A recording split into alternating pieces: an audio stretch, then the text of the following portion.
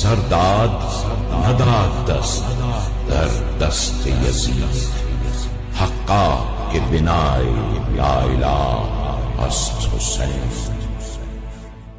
الحمدللہ رب العالمین والعاقبۃ للمتقین والصلاۃ والسلام علی سید الانبیاء والمرسلین والصلاۃ والسلام علی آباء سید الانبیاء والمرسلین والصلاۃ والسلام علی امہات سید الانبیاء والمرسلین والصلاۃ والسلام علی اعمام سید الانبیاء والمرسلین لا سیما افضل البشر بعد الانبیاء بالقول الغالب خیر الناصرین سیدنا ابو طالب علیہ الصلاۃ والسلام وعلی آلہ واصحابہ واہل بیتہ وعطرتہ وعشیرتہ اجمعین. اما بعد فاعوذ باللہ من الشیطان الرجیم بسم اللہ الرحمن الرحیم. الم تر کیف ضرب اللہ مثلا کلمۃ طیبۃ کشجرۃ طیبۃ اصلها ثابت وفرعها فی السماء تؤتی اکلها کل حین بإذن ربها وَيَضْرِبُ اللَّهُ الْأَمْثَالَ لِلنَّاسِ لَعَلَّهُمْ يَتَذَكَّرُونَ. صدق اللہ مولانا العظیم وبلغنا رسولہ النبی العظیم رؤوف الرحیم. ان اللہ وملائکتہ یصلون علی النبی یا ایہا الذین آمنوا صلوا علیہ وسلموا تسلیما. اللہم صل علی سیدنا مولانا محمد وعلی آل سیدنا مولانا محمد کما صلیت علی ابراہیم وعلی آل ابراہیم انک حمید مجید.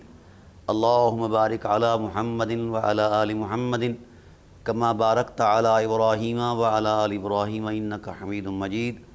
الصلاۃ والسلام علیک یا سیدی یا رسول اللہ وعلی آلک واصحابک یا سیدی یا حبیب اللہ. حمد و صلاۃ کے بعد حاضرین و ناظرین بحمد اللہ تعالی ہماری سلسلہ وار گفتگو بنائے لا الہ است حسین کی عظمت میں جاری اور ساری ہے، اور اس وقت بھی اسی تسلسل کو جاری رکھتے ہوئے آج ہم 9ویں نشست کا آغاز کر رہے ہیں. ہم نے ابتداً کہا تھا کہ حضرت امام علی مقام علیہ الصلوۃ والسلام کا معاملہ محض عالم فطرت میں ایک فرد فطرت کے تصور میں نہیں، بلکہ اللہ کی مشیت کا یہ خصوصی عنوان بھی ہیں اور خصوصی اہتمام بھی ہیں. اور ہم نے بہت سارے آیات اور روایات جو ہیں آپ کے گوش گزار کر دیں کہ اللہ تعالیٰ کی ذات نے کتنے کتنے اہتمام کے ساتھ اور کتنی عظمت کے ساتھ اس عنوان کو بیان فرمایا کہ حسین علیہ الصلوۃ والسلام محض سبط رسول نہیں، ان کی خاندانی عظمت اور شرف اور نسب کی فضیلت جو ہے وہ ایک مسلم حقیقت ہے، اور وہ اہتمام قدرت کے تسلسل میں جاری اور ساری رہا. اپنی عفت، شرافت، حرمت، پاک دامنی اور اخلاق حسنہ کی عظمت میں یہ تسلسل جاری رہا پورے آبائے مصطفیٰ صلی اللہ علیہ وآلہ وسلم کی خاندانی عظمت کے اندر. اس کا زمانہ بھی گواہ ہے اور 1.25 لاکھ انبیاء علیہ السلام بھی گواہ ہیں، خود خدا بھی گواہ ہے، حالات بھی گواہ ہیں، اور ان ادوار کے لوگ بھی گواہ ہیں. تو یہ ایک بات بدیہی بھی ہے اور قطعی اور یقینی بھی ہے، اس میں کوئی شک والی گنجائش نہیں. ہم نے کہا تھا کہ یہ ذریت ابراہیم کی وہ شناخت ہیں کہ ہر وہ احساس عظمت جو تاریخ کے کسی جھروکے میں محفوظ تھا، وفا کی عظمت میں، ایثار کی عظمت میں، ابتلاء اور آزمائش کے تقدس میں، جہاں جہاں بھی وہ پوشیدہ تھے، عرصہ دراز گزر چکا تھا حضرت ابراہیم علیہ السلام اور حضرت اسماعیل علیہ السلام کے اس واقعہ قربانی کو، یعنی ذبح عظیم کے تسلسل میں وقت گزر چکا تھا، 2500 سال سے زائد عرصہ گزر چکا تھا. تو ظاہر ہے اس دوران نہ تو کوئی وحی آئی اور نہ ہی کوئی باضابطہ اس طرح کے تاریخی شواہد تسلسل پذیر رہے کہ کسی کے اطمینان کے لیے وہ بطور حوالہ سامنے آئیں. تو بظاہر وہ نشیب و فراد کی زد میں رہے ایسے حالات، اور ساتھ ساتھ وہ چونکہ سادہ لوہی کا زمانہ تھا اور اتنا اہتمام نہیں ہوا کرتا تھا، تاہم لوگ سمجھتے تھے کہ یہ کوئی قصہ پارینہ ہے، اس کی کوئی حقیقت نہیں۔ اور جب لوگ اس حد تک پہنچے کہ یہ خیال آرائی ہے، حالانکہ قرآن کریم نے اس کی نشاندہی کی کہ وَإِبْرَاهِيمَ الَّذِي وَفَّى، عظمت وفا میں ابراہیم امام ہیں، اسماعیل امام ہیں، لیکن نزول قرآن بھی اس دوران نہیں ہوا تھا، جس سے لوگوں کو اندازہ ہوتا یہ تو راز تب کھلا جب قرآن نازل ہوا، پہلے تو یہ چیزیں موجود نہیں تھیں منصہ شہود پر۔ تاہم اللہ کی حکمت، اب پھر جب یہ بیان آیا تو لوگوں نے کہا ان ھذا الا اساطیر الاولین، یہ تو پرانی کہانیاں ہیں، ہمارے پاس بھی کلیلہ اور دمنہ کی کہانیاں ہیں، دورہ اور سکندر کی کہانیاں ہیں، سلاطین عجم کی کہانیاں ہیں، اور ایران کے معبدوں کی جناب والا کہانیاں ہیں۔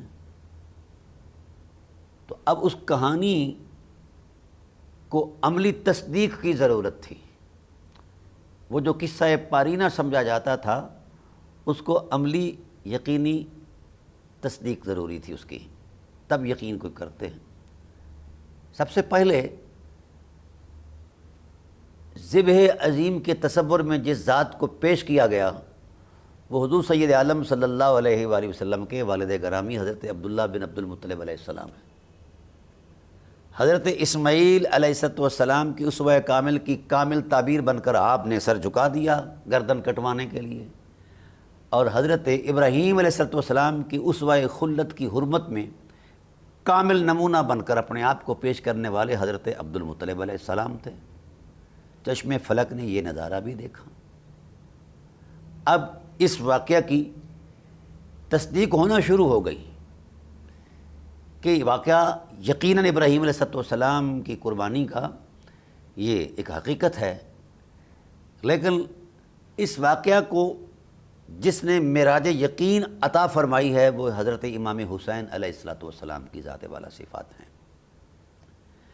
لیکن پہلے واقعات کے منظر نامے میں دو ذاتیں ہوا کرتی تھیں آپ اپنے حوالے سے، مثلا حضرت عبداللہ حضرت اسماعیل علیہ السلام کے حوالے سے سامنے آئے، اور حضرت عبد المطلب علیہ السلام حضرت ابراہیم علیہ السلام کے حوالے سے آئے، حضرت عبداللہ حضرت اسماعیل علیہ السلام کے حوالے سے سامنے آئے اسوہ بن کر، اور اس قصہ پارینہ کی عملی دلیل بن کر، تفسیر بن کر، تعبیر بن کر۔ تو لوگوں کو یقین ہو گیا کہ یہ بنی ہاشم جو ہیں یا خاندان نبوت جو ہے یہ اپنی عظمت میں اپنی اقدار کو یہ دفن نہیں ہونے دیتے، یہ بھی زندہ رہتے ہیں، ان کی اقدار بھی زندہ رہتی ہے۔ اور یہ بات ایک حقیقت ہے کہ بندے دنیا سے چلے جاتے ہیں، مر جاتے ہیں، لیکن کردار نہیں مرا کرتے۔ لیکن سلام ہو ذات حسین علیہ السلام کو کہ انہوں نے دو الگ الگ شخصیات کا اکیلے میں کردار نبھایا ہے، یہ بہت بڑی بات ہے۔ یعنی یوں سمجھو کہ دو کرداروں کا ایک تسلسل تھا، حضرت ابراہیم علیہ السلام، حضرت اسماعیل علیہ السلام، حضرت عبد المطلب علیہ السلام، حضرت عبداللہ علیہ السلام، یہ ایک تسلسل تھا، لیکن دو شخصیات تھیں۔ یعنی اس آزمائش کے مد مقابل اس کو برداشت کرنے کے لیے دو سینے تھے، دو وجود تھے۔ لیکن سلام یا حسین آپ کی اس حرمت کو آپ نے اپنی اکیلی ذات پر دونوں کرداروں کو نبھایا ہے، اور ذبح عظیم کی تفسیر بن کر وہ نقش محبت قائم کیا ہے کہ قیامت تک ہر صاحب فکر، صاحب شعور آپ کی اس عظمت کو سلام کیے بغیر نہیں رہ سکتا، آپ کی حرمت کے سامنے سر جھکائے بغیر اپنے یقین کی عظمت کو معراج نہیں دے سکتا۔ بڑی عجیب بات ہے کہ حضرت امام علی مقام علیہ السلام کی ذات والا صفات نے حضرت خلیل بن کر حضرت ابراہیم علیہ السلام کی اسوہ خلت میں اتر کر کردار نبھایا۔ حضرت اسماعیل علیہ السلام، حضرت ابراہیم علیہ السلام دو الگ الگ وجود تھے، دونوں کے لیے یعنی یہ جو درمیان میں جو ابتلا اور آزمائش تھی تو وہ تقسیم ہو گئی، باپ کے لیے، بیٹے کے لیے۔ لیکن اے حضرت حسین، تو خلیل بھی بنا اور ذبیح بھی بنا۔ کیا شان و عظمت ہے اس وقار کی حرمت کو، بے حد سلام، بے حد درود، بے حد محبتیں کہ حضرت امام علی مقام علیہ السلام نے پہلے شان خلت کی حرمت میں مقام مرتبہ احسان کی عظمت میں اتر کر، اللہ اکبر، ایک اسماعیل نہیں دیا، سارے اسماعیل دے دیے ہیں۔ کیا حوصلہ ہے اور کیا فرط جذبات ہیں، کیا عظمت یقین ہے، اور کیا ایسا اسوہ ہے۔ چشم فلک نے اس انداز کا نظارہ نہ پہلے خاکدان عالم میں دیکھا ہے اور نہ بعد میں دیکھ سکتی ہے کہ کردار ابراہیم میں ڈل کر ان کے سرمایہ میں ایک اسماعیل تھا، ان میں کئی تھے، سارے اسماعیل علیہ السلام اللہ کے دین کی عظمت اور رضا کی خاطر قربان کر دیے۔ یہ خلت ابراہیم کے نقوش کی تازہ داستان رقم ہوئی، جسے قیامت بھی نہیں پس منظر میں دھکیل سکتی۔ پھر جب وقت آیا، جب اسماعیل سارے چلے گئے علیہ السلام، تو اکیلے ابراہیم بچ گئے۔ اتمام حجت کیا ان صفاقوں کے سامنے، میں اگر ان کو کافر کہوں تو یہ کفر کی توہین ہے، اس لیے کافر جو ہے بے شک غلط ہے کفر، لیکن کافر نے کافر ہو کر کبھی بھی مخدرات پر ہاتھ نہیں اٹھایا۔ یہ کیسا کلمہ گو کافر ہے جس نے تمام خاندان نبوت کو تہ تیگ بھی کیا اور مخدرات کی توہین بھی کی۔ کافر بھی، میں ایک چھوٹا سا ایک واقعہ پیش کرتا ہوں۔ سید عالم صلی اللہ علیہ وآلہ وسلم اپنی نبوی حرمت میں ابتدائے اسلام کے اندر وہ اپنی سرگرمیاں اور اپنے منصبی عظمت کو نبھا رہے تھے۔ کفار مکہ مزاحم ہوئے اور بڑا جوڑ توڑ کرتے رہے، کئی قسم کی شرارتیں کرتے تھے، اذیتیں دیتے تھے۔ سید عالم صلی اللہ علیہ وآلہ وسلم حرم کعبہ میں آ کر سجدہ کرتے تو حضور کے وجود پر اونٹ کا اوج لا کر بدبودار پھینک دیا کرتے تھے۔ آقا علیہ السلام دب گئے اس میں۔ ادھر سیدہ کائنات صلوات اللہ تعالیٰ علیہ حضرت فاطمہ بی بی سلام اللہ تعالیٰ علیہ کو جب پتہ چلا، وہ آئیں اور وہ اوج ہٹایا، ان سے بڑے سخت انداز میں اور بڑے پرجلال لہجے میں ان کو لان تان کی۔ اب کفار مکہ کا غلبہ بھی تھا، ان کے پاس قوت بازو بھی تھی، سرمایہ بھی تھا، سب کچھ تھا۔ ادھر تو چند لوگ تھے، وہ کچھ بھی کر سکتے تھے۔ وہ کفار مکہ، مشرکین مکہ کچھ بھی کر سکتے تھے، سیدہ کائنات کی اہانت کر سکتے تھے، لیکن وہ کافر ہو کر شرم کر گئے، مشرک ہو کر انہوں نے حیا کیا کہ یار اب میدان میں بیٹی آ گئی ہے، حیا کرو، لوٹ جاؤ، واپس چلے جاؤ۔ تو کافروں نے، مشرکوں نے مشرک ہو کر حیا کیا ہے مقدرات نبوت کا، اہل بیت نبوت کا۔ اور یہ جو کلمہ گو آئے میدان میں، انہوں نے کسی کا حیا نہیں کیا، نہ رسول کا کیا ہے، نہ رسول زادیوں کا کیا ہے، نہ رسول زادوں کا کیا ہے۔ اب اگر ان بد فطرت کمینہ سرشت لوگوں کی کوئی وکالت کرتا ہے تو وہ اپنے ایمان کی خیر منائے اور وہ تجدید ایمان کرے، خدا سے ڈر جائے، رسول اللہ کی روح کو نہ تڑپائے، رسول اللہ صلی اللہ علیہ وآلہ وسلم کے جذبات نبوت کو نہ پریشان کرے۔ کہ رسول اللہ صلی اللہ علیہ وآلہ وسلم نے زندگی کے سارے تسلسل میں یہی درس دیا ہے، من آذا حسینا فقد آذانی، جس نے حسین کو اذیت دی اس نے خدا کے رسول کو اذیت دی، ومن آذانی فقد آذى اللہ، جس نے رسول کو اذیت دی اس نے خدا کو اذیت دی ہے۔ سرداد نداد دست در دست یزید حقا که بنای یا اله است حسین.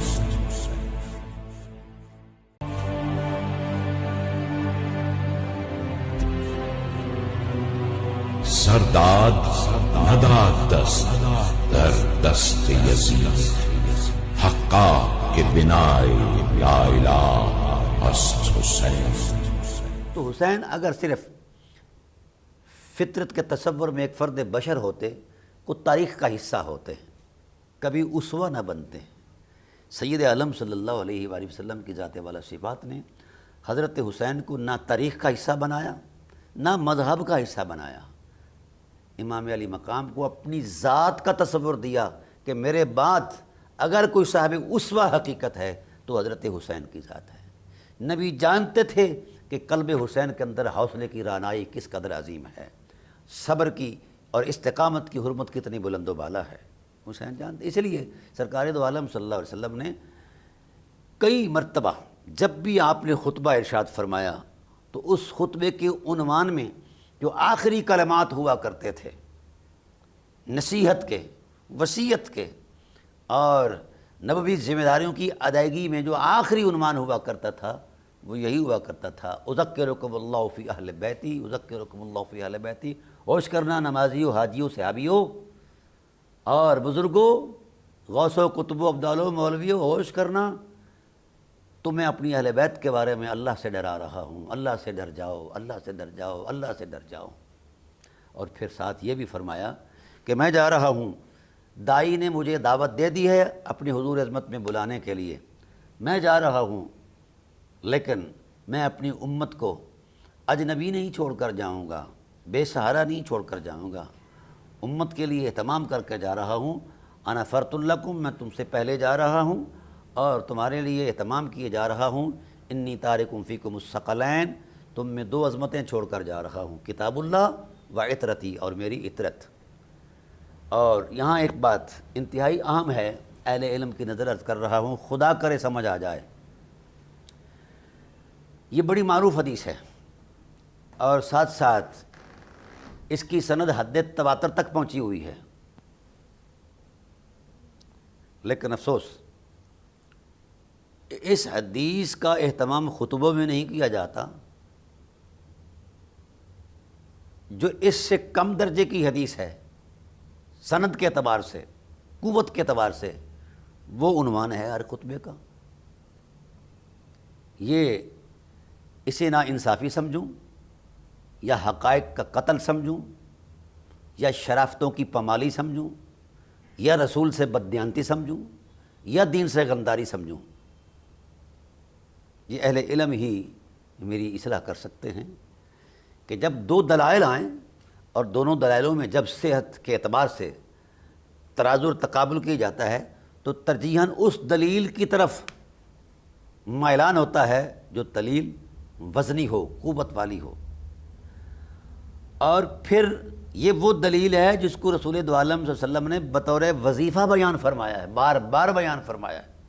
کبھی کہا انی تارکم فیکم امرین، کبھی فرمایا انی تارکم فیکم خلیفتین، کبھی فرمایا انی تارکم فیکم الثقلین. بنا لا الہ است حسین، فرط جذبات نہیں، نبوی مزاج کی روشنی کو سامنے رکھ کر فرمایا گیا ہے.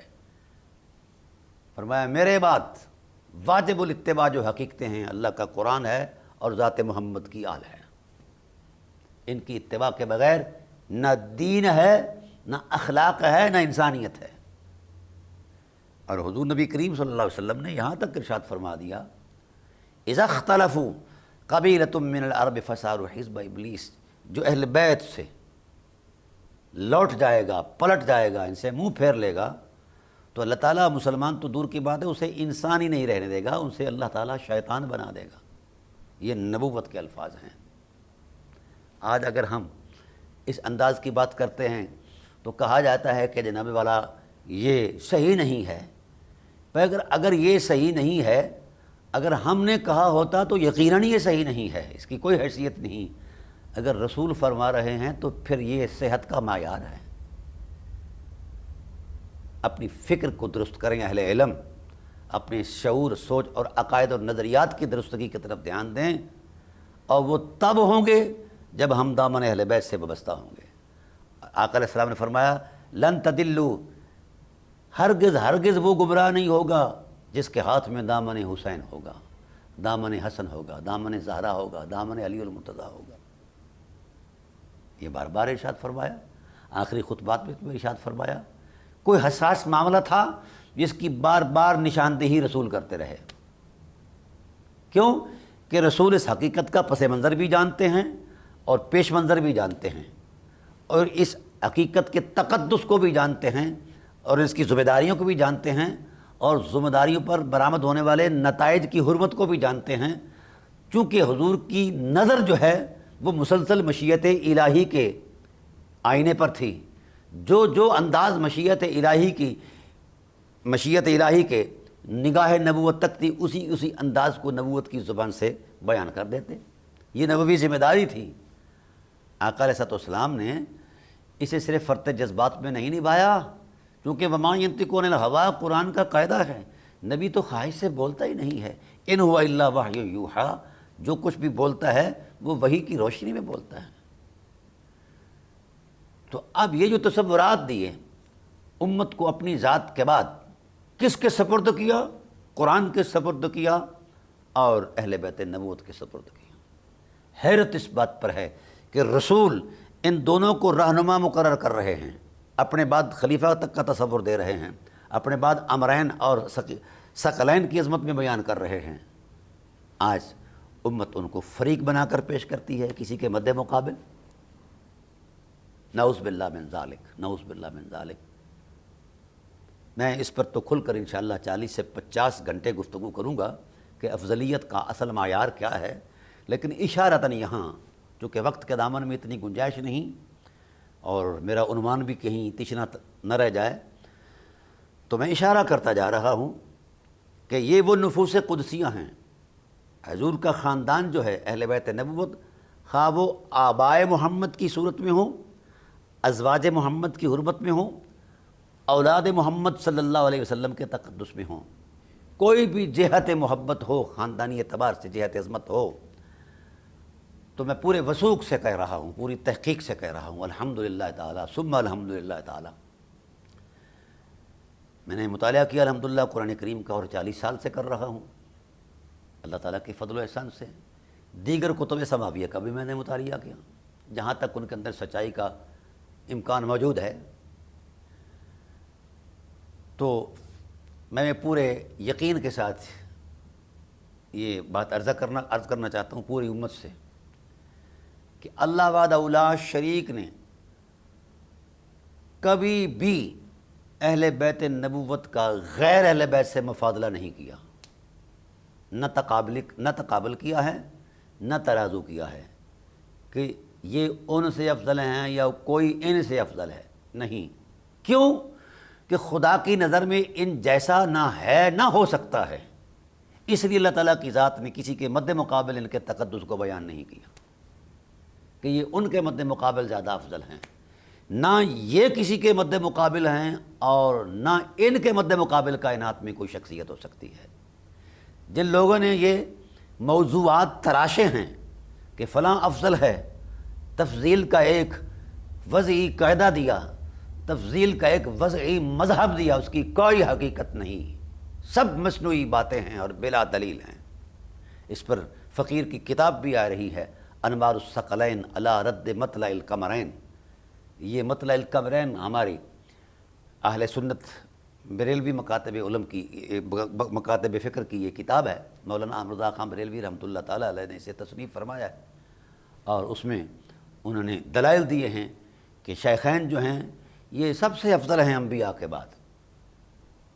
تو میں نے اسی چیز کا جواب دیا ہے اللہ تعالیٰ کے فضل و احسان سے، بہت جلد چھپ کے آنے والی ہے۔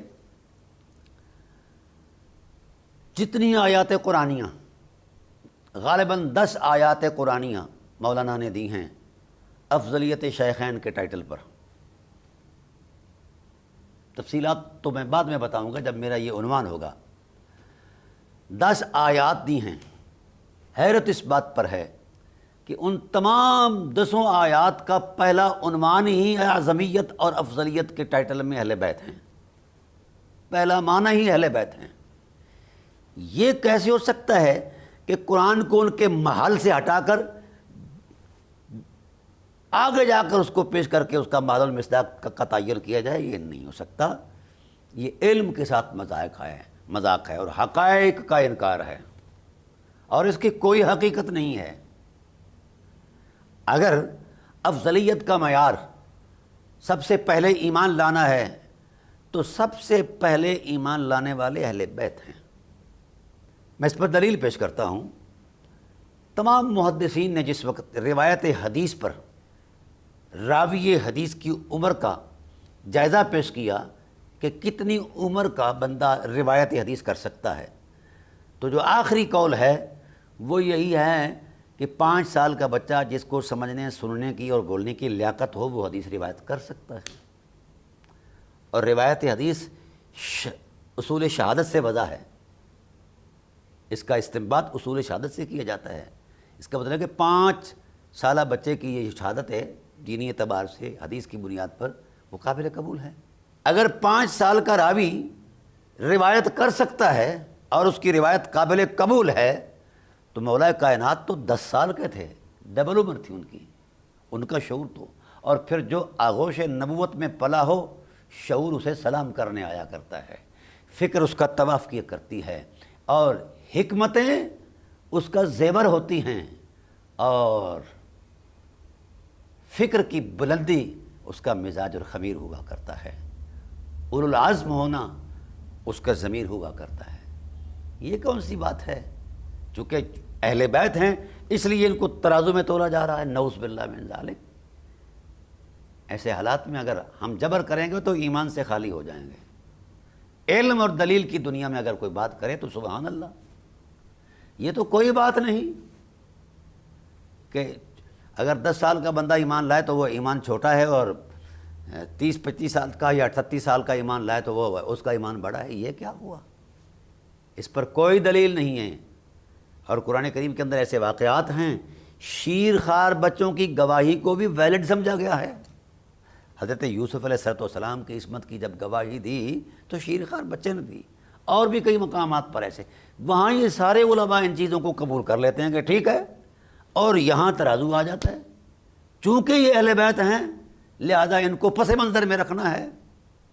اب یہ ڈرامہ نہیں چلے گا، نہ ہم چلنے دیں گے اللہ کے فضل سے۔ اہل بیت ہیں، ان کا مفاضلہ، تقابل، ترازو نہ خدا نے کیا ہے پورے قرآن میں یا پورا جو کچھ نازل فرمایا اس میں، اور نہ ہی صاحب قرآن صلی اللہ علیہ وسلم نے فرمایا ہے، اور نہ ہی خلفائے راشدین نے فرمایا ہے۔ بلکہ خلفائے راشدین المہدیین کا طرز عمل یہ رہا کہ اہل بیت کے ان چھوٹے چھوٹے نوزائیدہ بچوں کو بھی مخدوم سمجھا کرتے تھے اور خود کو خادم سمجھا کرتے تھے۔ یہ سبق اہل علم اصحاب رسول سے ہی سیکھ لیں۔ کاش خدا رہا یہ ان سے ہی سیکھ لیتے کہ ان کا طرز عمل کیا رہا اور تمہاری کلمیں کیا لکھ رہی ہیں۔ وہ بھی مصنوعی تصورات علم سے جو خود بیٹھ کر اپنے گھر میں تراشتے ہو۔ حجرہ ساز شریعت اب نہیں چلے گی، اب شریعت محمدیہ چلے گی۔ کیوں کہ شریعت محمدیہ کے پیچھے قرآن بھی موجود ہے اور صاحب قرآن کا عرفان بھی موجود ہے۔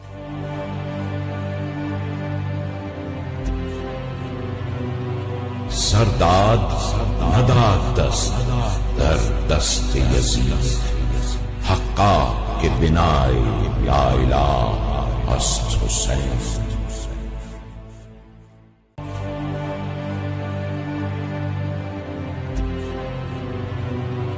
سرداد نداد دست در دست یزید، حقا کے بنائے یا الہ است حسین۔ اور جو حجرہ ساز شریعت ہے، چونکہ یہ اس کی ساری صورتحال استقراء پر ہے، دلیل پر نہیں ہے، خیال آرائی پر ہے، تو خیال ہوتا ہے، حقائق ہوا کرتے ہیں۔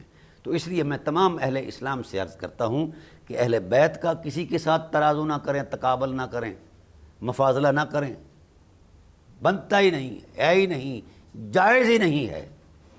کوئی آپ کو قرآن کریم کی کسی نص میں اشارہ بھی ایسا نہیں ملے گا۔ اور 13 لاکھ احادیث کا ذخیرہ الحمدللہ فقیر کی نظروں سے گزرا ہے، کسی ایک سطر میں یہ نہیں دیکھا کہ اللہ کے رسول نے رسالت کے منصب پر بیٹھ کر مفاضلہ کیا ہو کہ میری اہل بیت سے فلاں افضل ہے۔ ایسی نص آپ کو نہ اس کائنات میں ملے گی نہ لوح محفوظ میں ملے گی۔ تو جب ہے ہی کچھ نہیں تو بلا دلیل اہل بیت کا ترازو کر کے ان کو چوتھا پانچواں درجہ دینا اور دیگر لوگوں کو ان کے مد مقابل لا کر پہلا دوسرا تیسرا درجہ دینا، یہ سب فراڈ ہے، مصنوعی بات ہے، اس کی کوئی حقیقت نہیں ہے۔ تاہم اس پر تو میری چونکہ تحقیق آ رہی ہے الحمدللہ تعالیٰ کے فضل و احسان سے، لیکن عرض یہ کرنا چاہتا ہوں کہ یہ کیا ہیں؟ رسول اللہ صلی اللہ علیہ وآلہ وسلم سے اصحاب نے پوچھا کہ یا رسول اللہ یہ آپ کی اہل بیت تو ہیں لیکن خدائے ذوالجلال کے ہاں ان کا مقام کیا ہے؟ تو رسول اللہ صلی اللہ علیہ وسلم نے فرمایا الا ان للہ حرمات ثلاث، لوگو ہمتن بگوش ہو کے سنو، لوگو پورے دھیان سے سنو، خبردار خبردار، ان کو فطرت کا معمول نہ سمجھنا یا میری اہل بیت نہ سمجھنا۔ اے اللہ کے رسول پھر ان کا مقام کیا ہے؟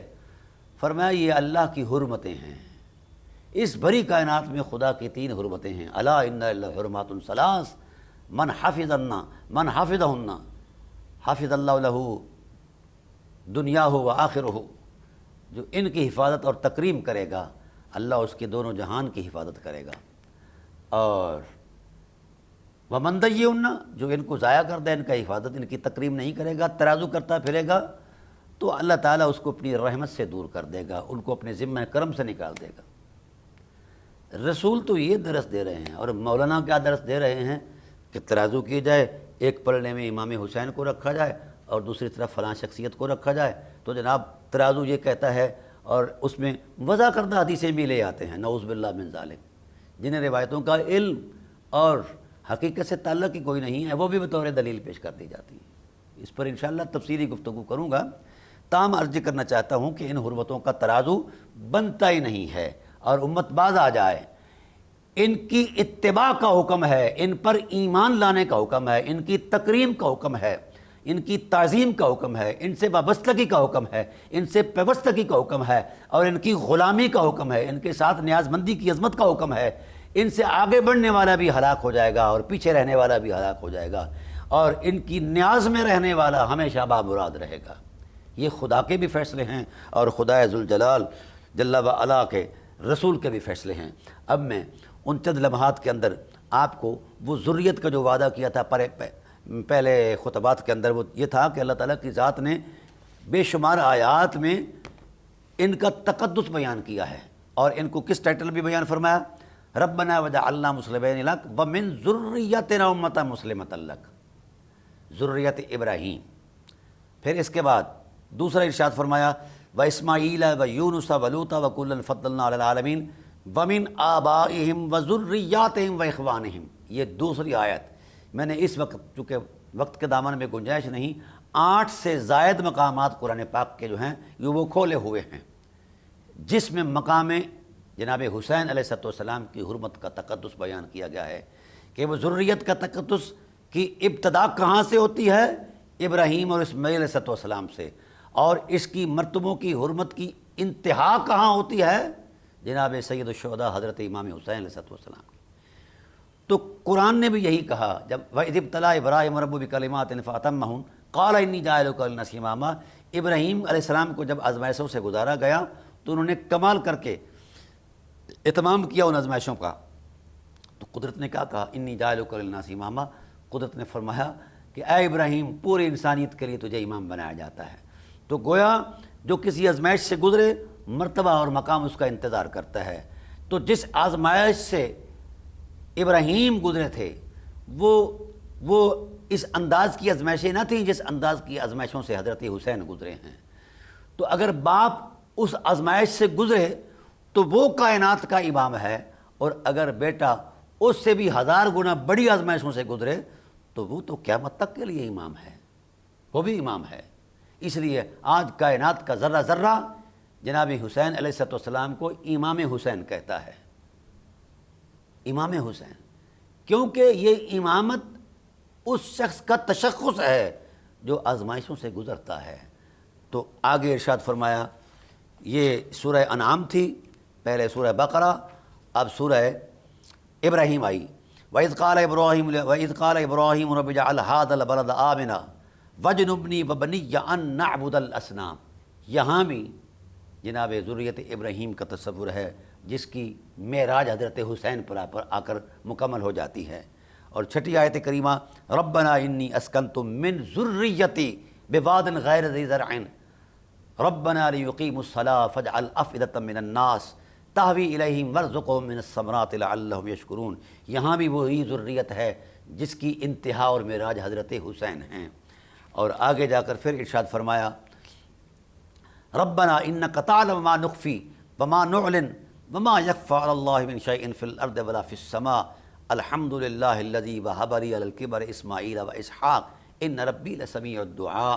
پھر 8ویں مقام پر فرمایا، رب اجعلنی مقیم الصلاۃ ومن ذریتی ربنا وتقبل دعاء ربنا اغفر لی ولوالدی وللمؤمنین یوم یقوم الحساب۔ پھر فرمایا، واذکر فی الکتاب اسماعیل انہ کان صادق الوعد وکان رسولا نبیا وکان یأمر اہلہ بالصلاۃ والزکاۃ ما دمت حیا وکان یأمر اہلہ بالصلاۃ والزکاۃ وکان عند ربہ مرضیہ۔ یہ ذریت ابراہیم کا مقام ہے جو ابتدا ہوتی ہے حضرت اسماعیل علیہ السلام سے، اور اس ذریت کی حرمت کی انتہا اور معراج جا کر مکمل ہوتی ہے حضرت امام حسین علیہ السلام کی ذات پر۔ تو جس ذات والا صفات کا پس منظر اس شان کا ہو تو اس کا پیش منظر زندگی کا کتنا مقدس اور اعلیٰ ہوگا۔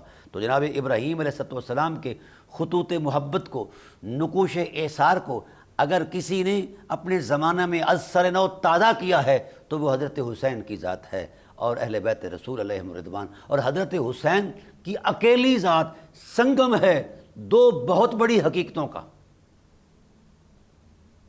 جس کا آغاز ہوا تھا ذبح اسماعیل علیہ السلام سے، وَفَدَيْنَاهُ بِذِبْحٍ عظیم۔ اس کا یہ مطلب نہیں کہ وہ دمبا بڑا عظیم تھا جو حضرت اسماعیل علیہ السلام کے مد مقابل پیش کیا گیا، نہیں، ذبح عظیم کا تسلسل یہ ہوا، آغاز اسماعیل نے کر دیا اور انتہا میرے حسین نے کر دی ہے۔ تو لہذا اس وقت بھی آغاز اس اعتماد کی عظمت میں ہوا تھا کہ لا الہ الا اللہ باقی رہے اور کچھ نہ رہے، اور اسی آغاز کی عظمت کا تسلسل جاری رہا، اور پھر آخر میں آ کر امام علی مقام علیہ السلام کی ذات نے جب کردار دیا تو وہاں بھی یہی کچھ دیا کہ حسین بھی نہ رہے اور اولاد حسین بھی نہ رہیں، لا الہ الا اللہ رہے، کیونکہ ہم لا الہ الا اللہ کی بنا ہیں۔ جب تک بنا، جب تک کلمہ حسین کے ساتھ وابستہ ہے تو یہ بھرپور رہے گا اور اس کا کردار جاری اور ساری رہے گا۔ اس کلمے کو ہٹا دیا جائے حسین کی ذات سے تو جب بنا نہیں رہے گی تو کلمہ کہاں رہے گا۔ اس لیے میں عرض کرنا چاہتا ہوں کہ بنا لا الہ است حسین فرط جذبات نہیں، ایک بہت بڑی حقیقت ہے۔ وما علینا الا البلاغ المبین۔